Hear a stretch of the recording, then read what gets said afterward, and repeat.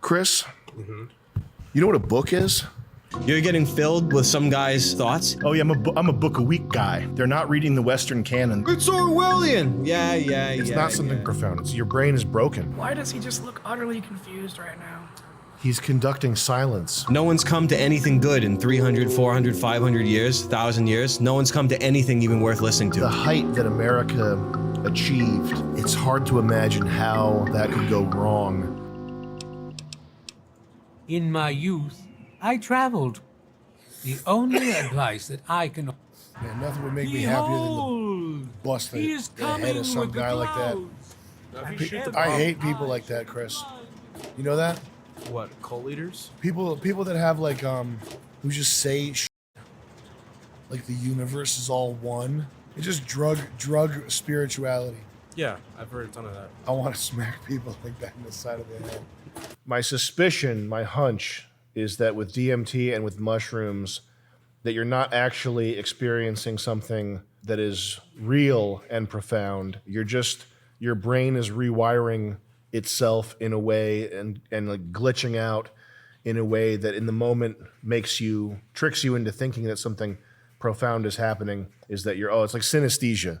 Like people who can hear colors and like see numbers. Yeah. There's nothing like profound. That doesn't reveal. That's not opening some window into the universe that is like of ultimate profundity. Is like showing like, oh, I can see numbers. I'm seeing God. No, you're retarded.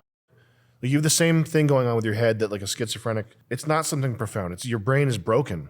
Like the machine, the organ that is designed to like interpret patterns and sensory data from the world is broken. It's just broken. And DMT and mushrooms, I think, do a temporary. You see some guy at a bus stop, and he's got a sign that says, "The end is nigh. Yahweh is coming." Like you think to yourself, "Oh, that guy's insane." Imagine you're at a bus stop and you have a guy with a sign that says, I with my mind that fits in a bucket, I can understand the nature of all reality, and furthermore, it's here because of an accident. That's why everything happened. It was just a big oopsie. That's far more insane. You need to get off it immediately if you're an atheist. Is it worse than vape? Vape is trad. It's Orwellian! It's Orwellian! Yeah. Blah, blah, blah, blah, blah. Just talking for nothing. It's Orwellian! There's no sense talking Orwell. What's the point of talking Orwell? What would even be the point? Who would care? That's why I don't read philosophy. That's why I don't read philosophers. Because they talked for nothing for hundreds of years and nothing good ever came from it. Highly recommend C.S. Lewis. If you read everything that he's ever written or said, then you'll be much better off than anybody who reads freaking Nietzsche. When I want truth, I don't reach for philosophy. When I want truth, I reach for sacred texts, I reach for holy books, and I reach for C.S. Lewis. And as the years go by, you start to understand nothing new under the sun. You start to really understand what that means. When you truly understand what that means, nothing new under the sun and nothing changes under the sun, you are able to define reality. That which is indefinable or undefinable is that which is unassailable. Carl Jung's got a stinky stick. Carl Jung said, something like all philosophy is a, what did he say? His most famous quote was, "It's Jung, not Jung." I saw something on Twitter. Carl Jung said something about all philosophy being he said that all philosophy is a rationalization of the originator's neuroses, something like that. Meaning that all philosophy is it's because the guy's fucked up. And like I read, what's Schopenhauer's? I read his collection of essays, and it's just like crack. There's good quotes. There's like quotable stuff that you could put on Twitter, but there's also a bunch of crackpot shit. And then I was reading in the addendum of the book that explained how the rest of his life went, and it said that he spent his later years not coming up with new philosophy, but hiring interns to go through newspapers, clipping out articles about him. That was how he spent his 50s or 60s or whatever, was having people in his office clipping, looking for, like, basically name searching himself. Oh, okay. Trying to get quotes about him, and I was like, God damn! I just wasted all my time reading this stupid crap. And I guess he also punched a woman and threw her down some stairs or something. Here's the other thing. This is a major thing. Books back in the day. If you had a book that you got published, Chris, you know what a book is? I'm familiar. Yeah, but do you know what it is? A book is like, I have knowledge that's so important it should be passed on to the next generation.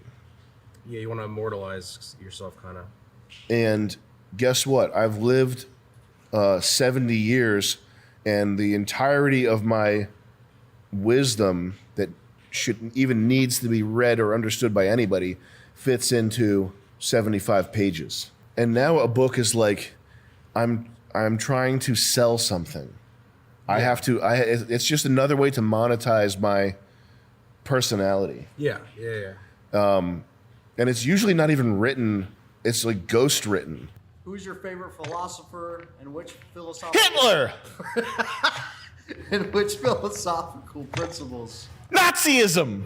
do you think are the most overarching? I'm gonna play COD. I'd rather play COD. He donated though, right? How much did he send? 20. 20. Okay. I don't know. What did I say before Hitler? I've never had any kind of like useful outcome from thinking about philosophy. I guess one thing that's been useful is trying to always focus on being generative and positive. And I don't mean like hopelessly or falsely optimistic, but I mean anything that's negative, destructive, not generative, eject it from your mind. Only have your thoughts filled with things that are positive and generative, and strive toward good. Hegel? Blood? No, waste of time. Where has he gotten? Nowhere. Did he come to anything worthy of contemplation? Not one single idea. None of them have. Not one single idea. I'm not criticizing people that enjoy doing the philosophy. I mean, there's nothing wrong with that. Philosophy, straight up, however you want to describe it in a blanket term, an absolute waste of time, waste of life to read. None of the philosophers whose names are thrown around, I'd rather read the Bible than read some German philosopher or I'd rather get there on my own. It's just you're reading it, you're just wasting time. You're getting filled with some guy's thoughts. He's on cocaine, he's a pervert. He's writing about how you wanna have sex with your mother. Excuse me? If you don't exactly know yourself, you really know yourself when you can look back on certain things or even times now and you say, I was really nasty to this person. I remember that. And I remember thinking that it was justified. And now when I look back at it, I say, oh man. You know when people use the word storytelling? Yeah. It's like everything, hey, you're a painter, I'm a musician, we're both storytellers. At the end of the day, it's about what story are we gonna latch onto and what's gonna uplift us and make us sort of reflect on, wow, I'm actually human. Wow, it's a story. This is raw, pure, incarnate storytelling. This is what they mean when they say that word. I desperately wanted to fill up my little bottles. I carried these around. I was carrying these little Smirnoff bottles around. I had 4 of them, and they start full, and then they get empty. I didn't even show this to Nick. I just told him what the guy's shtiz was, that he goes to these crowds I think it's only in New York, that he yaps to these people, and the audience is coming. And these are the people that like fueled Basquiat and that whole like era of art. But they love this guy. And they love John Cage, the composer. Oh, the guy who did 413? So John Cage, the composer, 433. It's 4 minutes and 33 seconds of silence. Here it is, the conductor's conducting this amazing piece here. It's like if you went to a Michelin star restaurant and got served a plate of nothing. Yeah, you go to a 5-star restaurant, they serve you a plate of nothing. Of air. So here's John Cage, John Milton Cage Jr., the height that America achieved. Art Deco, Andrew Carnegie. Who did Citizen Kane? Orson Welles. Like the peak of America. This guy, John Cage. It's hard to imagine how the peak of America, the Chrysler Building, how that could go wrong. This guy, one of the most influential modernist composers. Here he is with his partner. His partner, Chris. You know, you and me are partners.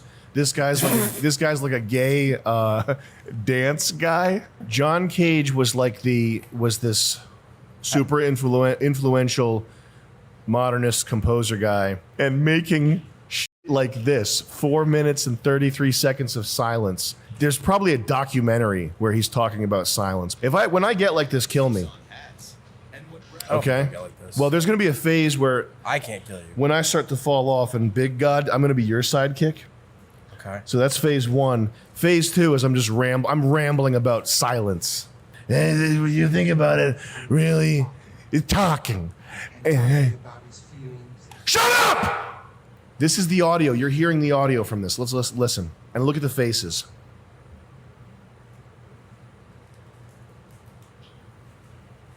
Why does he just look utterly confused right now? He's conducting silence. Chris, I feel like you should conduct a piece. I think LaFawn, you should conduct Your silence. favorite Who's this fella? That's First of all, this is in Berlin. These grill poor Germans. for shooting something. Oh no! I'm just saying oh no because I'm thinking about how tragic the Ukraine conflict The is. USSR. Atheism is the most cringe thing that you could possibly be. It's hubris. It's thinking it's hubris and not being smart enough to understand how complicated things are. You think that because some egghead knows about atoms and the existence of quantum particles, which nobody can see, but they're there, whatever, they probably are. You think that because other people have like discovered certain things about physical reality, that means that reality itself in its entirety can be understood, and furthermore that it's like it arose accidentally. That's insane.